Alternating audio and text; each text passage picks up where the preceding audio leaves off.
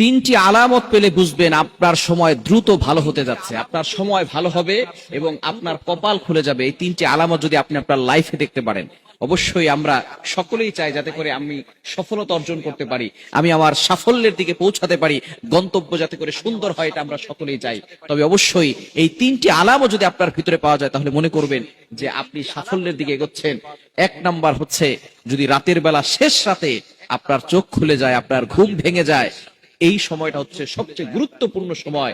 এই সময় যদি আপনার চোখ খুলে যায়, বুঝবেন আল্লাহ তাআলা আপনার চোখটাকে খুলে দিয়েছে যাতে করে আপনি আল্লাহর কাছে কিছু চাইতে পারেন। কারণ রাতের শেষ অংশে যারা নামাজ পড়ে, তাহাজ্জুদের সালাত পড়ে, তারাই সবচেয়ে বড় সফলতা অর্জন করতে পারে।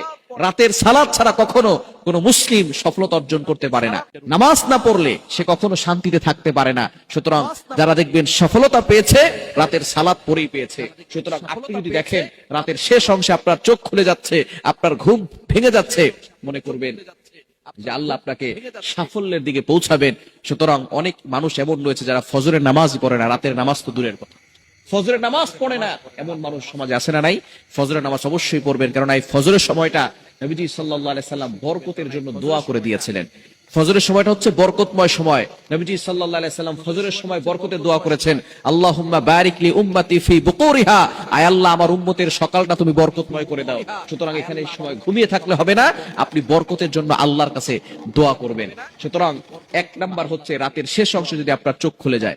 দ্বিতীয় নাম্বার হচ্ছে, যাকে আল্লাহ তাআলা ভালোবাসেন, পছন্দ করেন এবং সাফল্যের দিকে নিয়ে যেতে চান, তাকে আল্লাহ তাআলা বিপদ দেন। বিপদ আসলে আপনি হতাশ হয়ে যাবেন না, বিপদ আসলেই টেনশন করবেন না।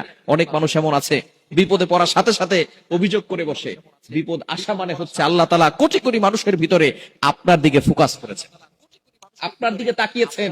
আল্লাহ তাআলা বিপদ দিয়ে আপনাকে পরীক্ষা করছেন যে বান্দা বিপদে পড়লে আমি আল্লাহকে ভুলে যাই কিনা, বিপদে পড়লে আমি আল্লাহকে স্মরণ করে কিনা, বিপদে পড়লে আমি আল্লাহর প্রতি বিশ্বাস, আমি আল্লাহর প্রতি ভালোবাসা, আমি আল্লাহর প্রতি ভরসা, এগুলো রাখে কিনা, এটাই আল্লাহ তাআলা দেখতে চান। সুতরাং আল্লাহ তাআলা বিভিন্ন ভাবে বান্দাকে পরীক্ষা করবেন। পরীক্ষা আসলে, বিপদ আসলে হতাশ হবেন না।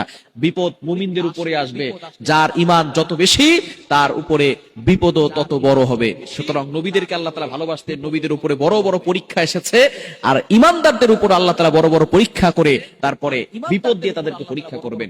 দ্বিতীয় নাম্বার হচ্ছে, যদি আপনার উপরে বারবার বিপদ আসে, মনে করবেন আল্লাহ তাআলা আপনাকে সাফল্যের দিকে এগিয়ে নিচ্ছেন। এবং তিন নাম্বার হচ্ছে, মানুষ যদি আপনাকে ভালোবাসে, আপনার আত্মীয় স্বজন, আপনার পরিবারের লোকেরা যদি আপনাকে ভালোবাসে, তাহলে বুঝবেন যে আল্লাহ তাআলা আপনাকে সাফল্যের দিকে নিতে যাচ্ছেন। কেননা যখন আল্লাহ তাআলা কাউকে ভালোবাসেন, তখন আস্তে আস্তে আসমানের ফেরেশতা, জমিনের ফেরেশতা, জমিনের সকল মানুষের কাছে ঘোষণা করে দেওয়া হয়, আমি ওই বান্দাকে ভালোবাসি, তোমরাও তাকে ভালোবাসা শুরু করে দাও। সুতরাং এই তিনটি আলামত যদি আপনার ভিতরে দেখেন, তাহলে মনে করবেন আল্লাহ আপনাকে সাফল্যের দিকে এগিয়ে নিচ্ছেন।